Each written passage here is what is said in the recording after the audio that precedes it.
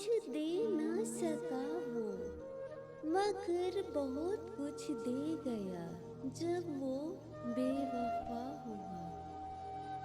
वो मन बना चुके थे दूर जाने का, और हमें लगा हमें मनाना नहीं आता।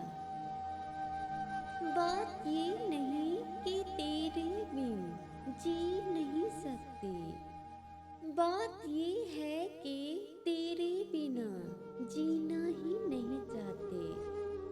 दो ही गवाह थे मेरी मोहब्बत के, वक्त और वो, एक गुजर गया दूसरा मुकर गया।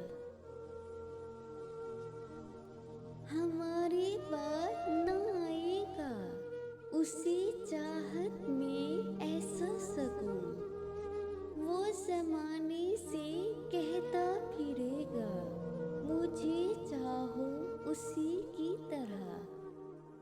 जब शरीक किया उसने मेरी मोहब्बत में किसी और को, तब समझ आया कि खुदा शिर्क करने वालों को माफ़ क्यों नहीं करता।